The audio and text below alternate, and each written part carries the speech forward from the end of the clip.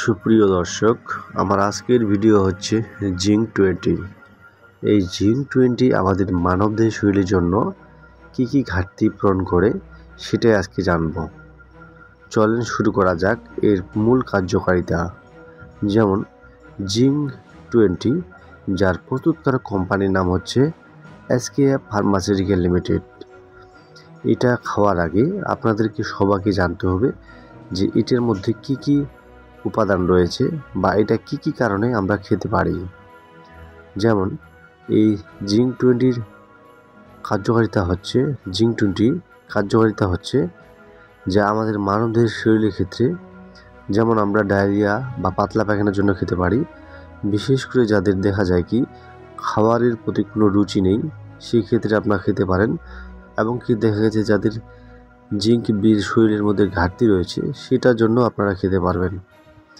এখন জানুন এটি খাওয়ার বা রুচির জন্য আমরা কতদিন খেতে পারি।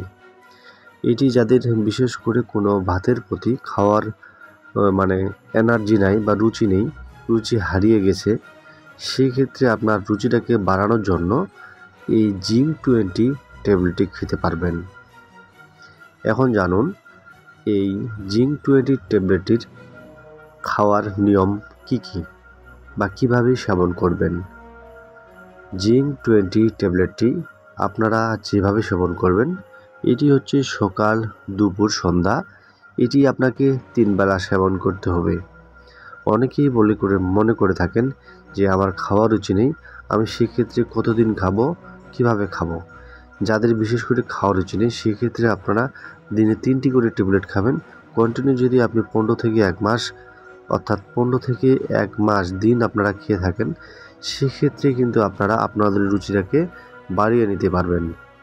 এবং কি অন্যান্য সাইডের ক্ষেত্রে আপনারা খেতে পারবেন, যেভাবে যাদের রয়েছে পাতলা পায়খানা রয়েছে বা দেখা গেছে ডায়রিয়া, এই ধরনের সমস্যার সম্মুখীন হলে কিন্তু রোগ প্রতিরোধ ক্ষমতা বাড়ানোর জন্য আপনারা এই ট্যাবলেটটি 2টি থেকে 3টি ট্যাবলেট সেবন করতে পারবেন।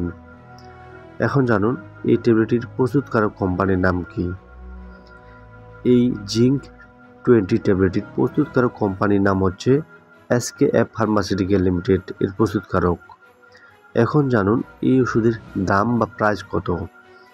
এই ওষুধের এক পাতার দাম হচ্ছে 35 টাকা করে, যা আপনার এক পিসের দাম হচ্ছে 3.5 টাকা, অর্থাৎ 3 টাকা 50 পয়সা। আপনারা যে কোনো লোকাল ফার্মেসিতে গিয়ে এটা সংগ্রহ করতে পারবেন। হ্যাঁ, এই ওষুধটির পার্শ্ব প্রতিক্রিয়া, যেমন এই ওষুধটির পার্শ্ব প্রতিক্রিয়া হচ্ছে যারা দেখা গেছে গ্যাসের ওষুধ না সেবন করে খেয়েছেন, সেক্ষেত্রে আপনাদের বমি ভাব হতে পারে বা দেখা গেছে মাথার ব্যথা হতে পারে, মাথা হালকা ধরনের যে ঝিমুনি হতে পারে। তবে অবশ্যই এইসব লক্ষণ দেখা দিলে অবশ্যই ডাক্তারের শরণাপন্ন হবেন। যদিও এইসব লক্ষণ কম দেখা যায়, সেক্ষেত্রে প্রতিটা ওষুধে যেহেতু পার্শ্ব প্রতিক্রিয়া রয়েছে, সেটাও আপনাদেরকে জানানোর চেষ্টা করলাম। তো ধন্যবাদ সকলকে। ভিডিওটি ভালো লাগলে অন্যজনকে দেখার একটি শেয়ারের মাধ্যমে সুযোগ করে দেবেন।